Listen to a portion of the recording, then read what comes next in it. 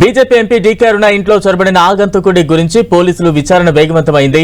ఈ విషయంలో సీఎం రేవంత్ రెడ్డి కూడా ఆరా తీయడం, ఆయన వెంటనే అధికారులను ఆదేశించడంతో ఎంక్వైరీ స్పీడప్ అయింది. ఇందులో భాగంగా డీసీపీ విజయ్ కుమార్, ఏసీపీ వెంకటగిరి, ఇతర విచారణ అధికారులు డీకే అరుణ ఇంటికి వెళ్లారు. చోరీ జరిగిన విధానాన్ని పరిశీలించారు. సీఐ వెంకటేశ్వర రెడ్డి ఆధ్వర్యంలో 3 బృందాలు విచారణ జరుపుతున్నాయి.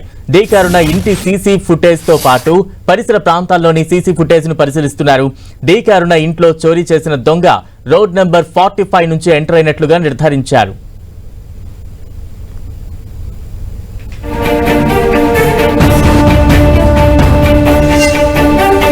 ఇక పోలీసుల విచారణకు సంబంధించి మరింత అప్డేట్స్ అందించేందుకు మా ప్రతినిధి సునీల్ సిద్ధంగా ఉన్నారు. సునీల్, బీజేపీ మహబూబ్నగర్ పార్లమెంట్ సభ్యురాలుగా ఉన్నటువంటి డీకే అరుణ నివాసంలో గత ఆదివారం రాత్రి గుర్తుకెళ్లని అగంతుడుకు ఇంట్లోకి ప్రవేశించడం తీవ్ర దుమారం రేపుతుంది. ప్రస్తుతం ఆ అగంతుడు కోసం అతని పోలీసులు ముమ్మరంగా గాలిస్తున్నారు. ఈరోజు డీకే అరుణ కూడా స్పందించింది. దీంతో పాటు మరోవైపు ముఖ్యమంత్రి రేవంత్ రెడ్డి సైతం డీకే అరుణకు నేరుగా ఫోన్ చేసి వివరాలు అడిగి తెలుసుకున్న పరిస్థితి ఉంది.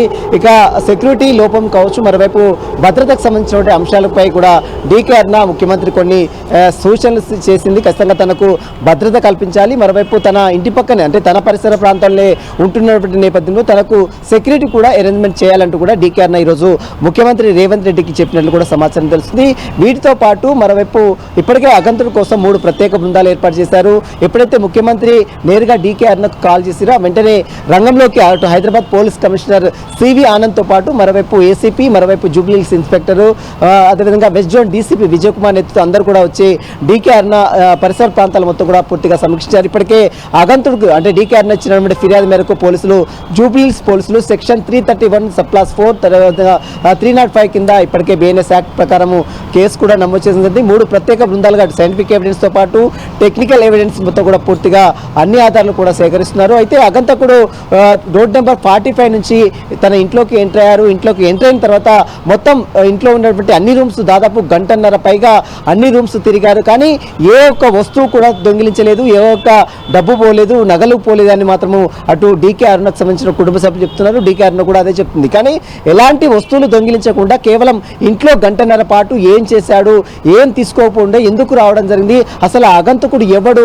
తెలిసిన వ్యక్తులైనా, ఇదంతా తెలిసిన వ్యక్తుల పనా లేదా ఇంకెవరైనా ఆగంతకులు చేస్తారా, కేవలం భయభ్రాంతులకు గురి చేయడానికి మాత్రమే అతను వచ్చాడన్న కోణంలో మాత్రం పోలీసులు అయితే పూర్తిగా అన్ని ఆధారాలు కూడా సేకరిస్తున్నారు. బలరాం, సునీల్, అంటే ఈ ఆగంతకుడు ఒక్కడైనా అతను వెనక ఏమైనా గ్రూప్ ఆఫ్ పర్సన్స్ ఉన్నారా?